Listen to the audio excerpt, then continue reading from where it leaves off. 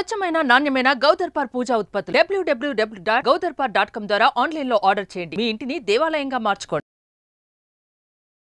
నమస్తే రమగారు. నమస్తే జయ. రమగారు, మనము పూరి జగన్నాథ స్వామి ఆలయంలో రత్న భాండాగారాన్ని తీసి దాంట్లో ఉన్నటువంటి పెట్టెలన్నీ బయటకు తీసి లెక్కలు జరుగుతూ ఉన్నాయి. నాకు అనిపించింది, అంటే ఇట్లా పురాతన ఆలయాల్లో ఏదో కొంత నిధి నిక్షేపాలు ఉంటున్నట్టుగా రత్న భాండాగారం కావచ్చు, మనం కేరళ తిరువనంతపురం పద్మనాభ స్వామి ఆలయంలో కానీ ఇట్లా కొన్ని ఆలయాల్లో మనం చూస్తూ ఉంటాం కదండి. ఎవరు పెడతారు, ఎందుకు పెడతారంటారు రమ్మగారు? ఆ కాలంలో ఉన్న రాజులు అట్లా దాచుకోవడానికి పెట్టుకుంటారు. పూరి గాని తిరువనంతపురం గాని తిరుమల గాని నిన్న మొన్న ఏర్పరిచినవి కాదు కదా. రాజుల కాలంలో ఏర్పడిన దేవాలయాలు, అప్పుడు వాళ్ళు నిర్మించినవి. దేవాలయము అంటే ఇప్పుడు రాజు రక్షకుడైతే దేవాలయము రాజు యొక్క రక్షణ. రాజు రక్షింపబడడానికి కావాల్సిందే దేవాలయం. ధర్మాన్ని పట్టుకుంటేనే కదా జయ అది మనని రక్షించేది. అంతే కదా. ధర్మాన్ని పట్టుకోవడంలో ప్రధానమైన విధి ఏంటంటే దేవాలయ నిర్మాణం. ఇప్పుడు కూడా మనం అదే చూస్తున్నాం చూడు. అవునండి, కలియుగం ఇంత ముదిరిపోయింది, కలికి వచ్చేస్తాడని చెప్పుకుంటున్నాం, యుగాంతం అయిపోతుంది అనుకున్నా కూడా ఊరూరా కొత్త దేవాలయాలు వస్తూనే ఉన్నాయి. ఇప్పుడు దేవాలయాల చాటున సంపాదించుకునే వాళ్ళు కొంతమంది ఉన్నప్పటికీ ధర్మం కోసం దేవాలయ నిర్మాణం చేయాలని ముందుకొచ్చే భక్తుల శాతం ఎక్కువే ఉంది ఇప్పటికి కూడా. అవునవును. ఓ గుడి కడితే డబ్బులు వస్తాయి అని సినిమాలో చూపిస్తారు కానీ కాదు. మామూలు జనరల్గా ఒక దేవాలయం అంటే మామూలు భక్తులే 80% ఉంటారు. దేవాలయం మీద ఆస్థతోటి, నమ్మకంతో. ఒక 20% సంపాదన మార్గంగా ఉన్నవాళ్ళు ఉండొచ్చు. ఇదివరకటి కాలంలో ఎలా ఉండేది? ఖచ్చితంగా ఒక రాజస్థానం ఒక కోట ఏర్పడిందంటే కోటలో దేవాలయం, కోట బయట దేవాలయం. ఏదైనా ఒక విజయం సాధిస్తే ఆ విజయం పేరిట ఒక దేవాలయ నిర్మాణం. ఆ దేవాలయానికి కొన్ని భూములు ఏర్పరచడం, కొంత నిధి ఏర్పరచడం. దేవాలయం అంటే ఏర్పాట్లన్నీ జరిగిపోవాలి కదా. ఏమనాలి దాన్ని మనం, అది ఒక క్రమశిక్షణతో దాని సంస్థ నడుస్తూ ఉండాలి. ఇప్పుడు దేవాలయాన్ని ఆశ్రయించుకుని ఉండేవాళ్ళు పూజారులు కావచ్చు, వీళ్ళు ఉంటారు అర్చక స్వాములు, మరి ఇంత సేవ చేసేవాళ్ళు. దేవాలయం ఓడవటం దగ్గర అన్ని పనులే కదా. శుభ్రంగా ఉంచడం, పరిసరాలు శుభ్రంగా ఉంచడం, ఈ అడ్మినిస్ట్రేషన్ నడవాలా, దానికోసాన్ని ఒక నిధిని ఏర్పరచడం అనేది పాతకాలంలో రాజుల కాలం నాటి పద్ధతి. మనం ఇప్పుడు అదే చేస్తున్నాం, ట్రస్ట్లు ఏర్పాటు చేస్తాం. ఆ నిధులు ఇప్పుడు భారీ మొత్తంలో ఏర్పాటు చేసేవాళ్ళు. అప్పట్లో ఏం చేసేవాళ్ళు అంటే ఇంకా కూడా ఉన్నాయి జయ. ఒట్టిగా దేవాలయానికి నిధే కాకుండా ఇంట్లో ఒక శుభకార్యం, రాజుగారి ఇంట్లో ఒక శుభకార్యం వస్తే స్వామిని సేవించుకుని పెళ్లికి వెళ్లే ముందే పెద్ద భారీగా ఆయనకి బోల్డ్ అని కానుకలు సమర్పించి ఇంత అద్భుతమైన ఇది సాధించాము, వివాహం చేస్తున్నాం అని నిధులు సమర్పించేవాళ్ళు స్వామికి. ఆభరణాలు ఉండేవి అందులో ఎక్కువగా. అవునవును. ఏ దేవేరినో దేవరనో అక్కడ విలయింపజేశారో వారికి వలసిన అనేక ఆభరణాలు అలంకరణకి. తర్వాత ఏమో కైంకర్యానికి వాడేటువంటి వస్తువులు, వెండి గిన్నెలు, పాత్రలు, గంటలు, శఠగోపాలు, పళ్ళాలు, అభిషేక సామాగ్రి, శంఖాలు, చామరాలు, ఛత్రాలు, ఎన్ని కావాలి, అక్కడి నుంచి వాహనాలు, ఇవన్నీ సమర్పించేవాళ్ళు. అదంతా సంపదగా రూపాంతరం చెందుతుంది సహజంగా.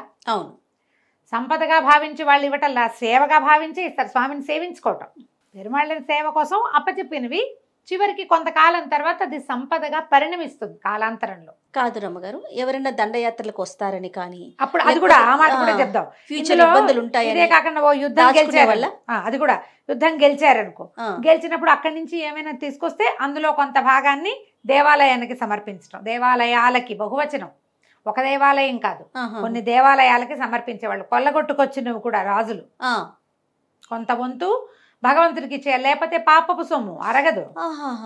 ఆ కాన్సెప్ట్ తోటి అప్పచెప్పేవాళ్ళు. అక్కడి నుంచి ఒకవేళ ఎవరైనా మన మీద దండయాత్రకు వస్తారు, మనకి కావాల్సినంత మంది సైనికులు లేరు, గెలవలేవన్న భయం ఉంటే రాజస్థానంలో కోట లోపల అంతఃపురంలో ఉన్న సంపదని దేవాలయాల నేలమాళిగల్లోకి తరలించటం ఒక పద్ధతి. తలదాచుకోవటం కూడా అక్కడ దేవాలయాల్లో ఆడవాళ్ళని పంపించేసేవాళ్ళు బయటికి. అందుకనే కదా దండయాత్రలు జరిగినప్పుడు కూడా ఎక్కువగా మన పురాతన దేవాలయాల మీద బాగా జరిగేవాళ్ళు. హంపి వెళ్తే అవునన్ని పగిలిపోయిన విగ్రహాలు. అక్కడ వాడు తీసుకెళ్లగలిగింది ఏమిటి? దౌర్భాగ్యుడు కనపడుతున్న సౌందర్యాన్ని పాడు చేయాలన్న దుష్టబుద్ధి. ఏదైనా పువ్వు కనిపిస్తే దాన్ని తెంపటం, దాన్ని నలిపేయటం. ఎందుకు చేస్తారు అట్లా? అవును, వీళ్ళు కూడా అంతే. ఇప్పుడు ఆ విగ్రహాల వెనకాల ఏమైనా ఉన్నాయేమోనని ఒకటి లోపల ఉంటాయి. బయట ఉన్న విగ్రహాలు ఏం చేసినాయి? వీళ్ళని కోపంతో ఓర్చుకోలేనితనం, కోపమా పాడా, ఓర్వలేనితనం అంటారు దాన్ని. ఒట్టి ఓర్వలేక అంటే వీళ్ళు కోట్లుంటాయని వచ్చారు గుళ్ళోకి, అక్కడ అంత లేవు వీళ్ళ తెలివి. ఇంకా మనకి పెద్ద పెద్ద పురాతన దేవాలయాలనే ఏ నేలమాళిగల్లో ఏమున్నాయో ఎవరికీ తెలీదు, మధ్యలో లింకులు కట్ అయిపోయినాయి. ఆయనకే తెలియాలి. మనకి భారత భూమి రత్నగర్భ అంటారు, రత్నాలు అవును అవును అవును విపరీతంగా, మణులు మాణిక్యాలు మనకి ఎక్కువ. అవును. గనుల్లో దొరికేవి, సముద్రాల్లో దొరికేవి చాలా ఎక్కువ మనకి. మరి ప్రఖ్యాత కోహినూరు మందే కదమ్మా. మరి మయూర సింహాసనం అంటే ఆ సింహాసనం బంగారంతో చేయించి ఆ మొత్తం వెనకాల ఇది ఉంటుంది కదా దాని పింఛన్లో అన్ని రంగుల మణులు పొదిగారట. అవన్నీ మనమే, మనం బయట నుంచి తెచ్చుకోవాలా. అవును, మణులు మనవి, భారతదేశంలో పుట్టినవి. మరి ఇప్పుడు ఎక్కడో చోట దాచే ఉంటారు, వీటి లోపలికి వెళ్తాడు గుళ్ళోకి, ఏదో ఓ విగ్రహం ఇవి తీస్తారు. ఇంకా వాళ్ళు అనుకుంటారు ఇక్కడ బోళ్ళు కోట్లు ఉన్నాయి, అక్కడేమి దొరికి ఉండదు. ఆ మంట ఓర్చుకోలేక ఈ విగ్రహాలు పగలగొట్టారు. ఎక్కడ మన దేవాలయాల్లో నిధులు దొరికినా ఒకటి స్వామివారికి కైంకర్యంగా సమర్పించబడినవి ఒక భాగం అయితే, రెండో భాగం దాచిపెట్టబడినవి అయ్యి ఉండవచ్చు. అంటే రాజులు ప్రత్యేకించి ఎంచుకునేవారంటారు రమ్మగారు, పలానా దేవాలయం అయితే మనము అంటే సేఫ్గా ఉంటుందని కావచ్చు, లేకపోతే అదే ఎవరైనా దండయాత్రకు వచ్చినప్పుడు జాగ్రత్తగా ఉంటుందని ఇలవేల్పులుగా ఉంచుకున్న దైవాలకి పెట్టుకోవటం అట్లా. ఇలవేల్పు దేవాలయం తమ ఇలవేల్పు తమ పాలనలో తమ ఏలుబడిలో ఉన్నది తమే కట్టింది, తమ కనుసన్నల్లో దేవాలయపు ఇదంతా కదిలేది. అంటే ఎక్కడైతే నమ్మకం అక్కడి నుంచి అందులోపలికి ఇతరులు ప్రవేశించలేరన్న నమ్మకం, భగవంతుడి పట్ల అచంచలమైన విశ్వాసం అమ్మా. ఎవరైనా వస్తే ఈయన చూసుకుంటాడనే నమ్మకం. అవును, అవునా కాదు? అంతే కదా. ఆ నమ్మకం ఉండబట్టి పర్వాలా మన సంపద ఇక్కడ ఉంటుంది, మన తర్వాత తరాలకైనా అందుతుంది. లేదా మనం ఈ యుద్ధంలో ఏదో గాయపడో ఎప్పుడో ఒకప్పుడు చేరిపోతే సంపద మిగులుతుందని బతికుంటాము, వాడుకుంటాము అన్న ఆశ కూడా ఉండుండొచ్చు. రేపు ప్రజలకైనా ఉపయోగపడచ్చు. ప్రజలకే కాదు తన కుటుంబానికే అయినా చచ్చోపడో ఏదో రకంగా మళ్ళీ వెనక్కి వస్తాము, అప్పుడు వీటిని అవైల్ చేయొచ్చు అన్న ఊహ కూడా ఉండుండొచ్చు. అవునవును. పూరిలో కూడా అంటారు అమ్మగారు చాలా ఉన్నాయి, అంటే చాలా దొరికినాయి, అవన్నీ కూడా కౌంట్ చేసి అవి అంతకు ముందు కూడా తెరుస్తూ ఉన్నదే. బహుశా 46 years బ్యాక్ తెరిచారని చెప్తున్నారు కదా. అవును అవును. అంటే బహుశా ఇందులో స్వామివారిని సునాభేషాన్ని ఒక రోజు ఒక అద్భుతమైన ఉత్సవం జరుగుతుంది. ఆ రోజు ఏంటంటే బంగారంతో అలంకరిస్తారు జగన్నాథుని. జగన్నాథుడు ఇంతవాడో అంతవాడో కాదు. అవునవును. ఇలా వాడు కూడా కాదు, పెద్దవాడు. ఎంత పెద్ద విగ్రహం. ముగ్గురు మళ్ళీ చెల్లెళ్ళు, ముగ్గురు, బలభద్రుడు సుభద్రాదేవి, వీళ్ళు కాకుండా సుదర్శనుడు. మొత్తం ప్రతిమలన్నిటికీ ఆ బంగారు వేషం ధరింపజేస్తారు. బంగారం మొత్తం లోపల ఉన్నదంతా తీసి వేస్తారు అయ్యవారికి. ఆయన ఒక్కడే కాదు, వాళ్ళ అన్నయ్యకి చెల్లికి వదిలేరు కదా. ఓ పిల్లాడి కొత్త బట్టలు వేస్తే అన్నయ్యకి చెల్లికి వదిలేయం, వాళ్ళకి వేస్తాం కదా. వాళ్ళకి కూడా వేసి చూపిస్తారు. సునాభేష దాని పేరు. ఆ సునాభేష ఉత్సవం అత్యద్భుతమైన ఉత్సవం అది. అంటే ఈ గదిలో ఉన్నది ఏ పర్టికులర్ రత్న భాండాగారంలో ఉందో అది ఈ మధ్య తీయల, మిగిలిన వాటిల నుంచి బంగారం అంతా వేస్తున్నారు. ఓకే. ఎన్ని నగలు అలంకరిస్తారో జయ స్వామికి, భలే బాగుంటుంది. ఓకే. మనకి జగన్నాథ రథయాత్ర చూపించినంత ప్రఖ్యాతంగా సునాభేష చూపించరు. అవును, ఈసారి అది కూడా చేస్తారేమో చూడాలి మనం. ఇప్పుడు లైవ్ ఇస్తున్నారు చాలా టీవీలు వాళ్ళు. ఏది రథయాత్ర లేకపోతే రథయాత్ర లైవ్ ఇస్తారు. ఇప్పుడు జగన్నాథ్ ఈ తలుపులు తీయటము ఇవన్నీ కూడా ఏదో చేశారు. అవునవును. జగన్నాథ రథయాత్ర పొద్దున్న నుంచి మొదలుపెట్టి సాయంకాలం దాకా ఎంత దూరం వెళ్ళిందో చూపిస్తూనే ఉంటుంది. అవును అవును. దాంట్లో మనం కనుక ఈ సునాభేషం చూస్తే, నేను చూసా ఒకసారి ఆ పిక్చర్స్, అందుకే చెప్పగలుగుతున్నాను నేను. ఎంత బంగారం అలంకరిస్తారో. వాళ్ళేం దాచిపెట్టుకోవటల్లా, ఉన్నదంతా పెడతారు అయ్యవారికే. ఈ పర్టికులర్ మందిరంలో అదే రత్నభాండాగారంలో ఉన్నది తీయడం లేదు మరి ఎందుకనో. ఎందుకంటే బహుశా పాతవే కాకుండా తర్వాత కాలంలో కూడా చాలా బంగారం చేరుతుందమ్మా. అంతే కదా, ప్రతి ఒక్కరు భక్తులంతా సమర్పిస్తారు. బంగారమే సమర్పించే వాళ్ళు కొంతమంది ఏ కాయిన్స్ సమర్పిస్తే వాటిని రూపాంతరం చెందిస్తారు ఏ నగగానో, చెప్పలేకపోతాం కదా. మరి పూరికి దేశం అంతా అన్ని పక్కల నుంచి వస్తారు భక్తులు, బంగారం సమర్పించే వాళ్ళు ఉంటారు. అందుకని ఇంకా పాత లోపలవి తీయాల్సిన అవసరం రాక తీసుండకపోవచ్చు, కానీ దీన్ని నిధిగా వాళ్ళు చెప్పటల్లా. అవునవునవును. నిధి దాచిపెట్టబడింది, ఏనాడు ముట్టుకోలేదు భండాగారం అంటున్నారే తప్ప దాని పేరది ఆ గది పేరు తప్ప అది నిధిగా దాచబడింది, ఏనాడు ముట్టుకుంది. ఇప్పుడు మన తిరువనంతపురంలో అసలు ముట్టుకొని నాగబంధం ఉన్న గది లాంటిది ఏమి కాదు. అవునవును అవును. అది అయ్యి ఉండకపోవచ్చు.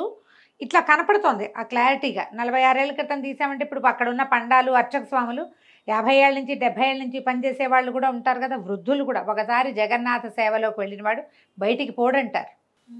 బయటికి వెళ్ళాడు. తరాల వెంబడి కుటుంబాలు అక్కడే వాళ్ళే ఉంటారు. వాళ్ళే అవే కుటుంబాల పిల్లలే ఉంటూ ఉంటారు. వాళ్ళకి తెలుసు. అవును. సీనియర్స్ ఉన్నారు కదా, ఇప్పుడు ఉద్యోగంగా ఉండే వాళ్ళ పద్ధతి వేరు, ఉద్యోగాలు కాదు వీళ్ళు, కొన్ని తరాల వెంబడి స్వామి సేవలో ఉన్నవాళ్లే వాళ్ళు. ఇలాగే జరిగి ఉండొచ్చు బహుశా. మనకి ఇట్లా ఎన్నెన్నో పాత పాత దేవాలయాల్లో ఎప్పుడెప్పుడెప్పుడెప్పుడెప్పుడెప్పుడెప్పుడే వస్తువులు ఉంటాయి. ఇప్పుడు ఈ దేవాలయాల్లో కనపడే నిధులు ప్రజోపయోగ కార్యక్రమాలకి వాడాలంటే భక్తులకి నచ్చదు. స్వామివారి కైంకర్యానికి ఇస్తే అక్కడ దేవాలయంలో దాన్ని శుభ్రం చేయండి అంతే. దేవాలయమే కదా మన తల దాచుకోవడానికి మనకు కావాల్సిన గూడు. దాన్ని బాగా డెవలప్ చేయటం, దాన్ని ఇంకా కొంచెం బాగా చేయటం, అట్లాంటివి చేస్తే బాగుంది. కానీ దేవాలయాలు కూడా రమ్మగారు చాలా సేవా కార్యక్రమాల్లో దేవాలయాలకు వచ్చే ఆదాయము చాలా సేవా కార్యక్రమాలకు ఉపయోగిస్తూ ఉంటారు. ఫర్ ఎగ్జాంపుల్ మనం తిరుమల తిరుపతి దేవస్థానం గో సంరక్షణ, టీటీడీ ద్వారా జరిగే సేవా కార్యక్రమాలు మామూలుగా ఉండవండి. అన్నీ ఇన్ని కాదు, చాలా బాగా హెల్త్, ఎడ్యుకేషన్ వీటికి సంబంధించి చాలా వాళ్ళు సర్వీస్ చేస్తూ ఉంటారు. అంటే ఇక్కడి నుంచి వచ్చే నిధులను అటు వాడుతూ ఉంటారు. అవును, కాస్త దారి మళ్ళించి ఇంకో పని కూడా చేస్తారు. అది కూడా నరసేవే నారాయణ సేవ అన్నారు కాబట్టి అలాంటిది ఏదో జరుగుతుంది. అవకాశం ఉంటే సునాబేషన్ కూడా చూడడానికి ప్రయత్నం. ఎప్పుడు జరుగుతుంది రమ్మగారు, ఏమైనా ఐడియా ఉండిందా మీకు? అసలు అది ఇప్పుడు దీనికి ముందు అనుకుంటున్నారు, రథయాత్రకి ముందేమోనని అనిపిస్తుంది నాకు. చిన్న ఒక లింక్ మిస్ అయ్యాను.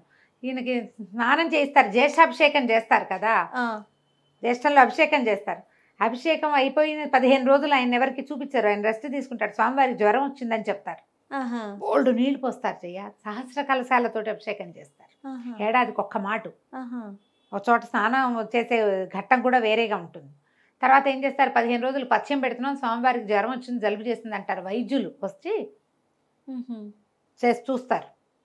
ఆ తర్వాత ఈ 15 రోజుల తర్వాత ఈ మన జ్యేష్టం వచ్చాక, ఇక్కడికి ఆషాఢం వచ్చాక కదా ఆయన్ని బయటికి తీసుకొచ్చేది. అవును, అవి ఒక రోజు ముందని అనుకుంటున్నాను నేను, నాకు అట్లాగే గుర్తుంది. కరెక్ట్గా డేటు నేను చెప్పలేకపోతున్నా తిది, కానీ ప్రతి సంవత్సరము ఒకసారి సునాబేష వేస్తారు. కానీ అసలు పూరి జగన్నాథుని గురించి మాట్లాడుకుంటే ప్రతిదీ విశేషమే. ప్రతి విశేషం, ఎన్ని విషయాలు, ఆయన భోజనము, ఆయన తయారవటము, ఆయన హృదయం చెప్పారు మీరు. అవును, ఆయన వంటశాల, ఆయన రథము, ఆయన ఊరేగింపు, ఈ ఇల్లు వదిలిపెట్టే సంవత్సరానికి ఒకసారి బయటికి రావటం. అవును అవును, అక్కడ ఉంటాడు, వారం రోజులు అక్కడ ఉంటాడు వేరే ఇంట్లో. ఎక్కడ ఏ దేవుడికి అవకాశం లేదు. ప్రత్యేకమైన వాడమ్మా జగన్నాథుడు. అవును, చాలా ప్రత్యేకం, ప్రతిదీ ప్రత్యేకమే కదండి. అవును, ఇప్పుడు 4 పక్కల ద్వారాలు తెరిచారు కదా, ఇప్పుడు ఇంకా చాలా అమోఘంగా ఉందట దర్శనం. మొన్నటి దాకా ఒక ద్వారం నుంచి, కరోనా తర్వాత అన్ని ద్వారాలు మూసేసి ఒక ద్వారం నుంచే వెళ్తున్నారు. ఇప్పుడు 4 పక్కల ద్వారాలు తెరిచారు. అన్ని పక్కల నుంచి దేవాలయంలోకి వెళ్ళచ్చు. లోపలికి వెళ్ళటమే ఒక అత్యద్భుతమైన అనుభూతి. సముద్రం పక్కనే ఉంది కదా. అవును, మీరు దేవాలయం లోపలికి అంటు పెడితే అడుగు పెట్టామా ఇంకా సముద్ర ఘోష వినపడనిపించదు. ఎంత బాగా కట్టారు, ఏమిటో ఆర్కిటెక్చర్, అది అన్ని ప్రత్యేకతలే. అవునండి, ఈ రత్న భాండాగారం కూడా మరి ప్రజలకి చూపించి ఇవి ఉన్నాయి ఇంత ఉంది అని చెప్తే అదేదో మనకు ఒక ఆత్మానందం, సంతోషంగా ఉంటుంది. రైట్ రామ్ గారు, ఏదన్నా ఆ భగవంతుడు అవకాశం కల్పిస్తే ఒకసారి మనం అందరం కూడా దర్శనం చేసుకోవచ్చు. నమస్తే. నమస్తే.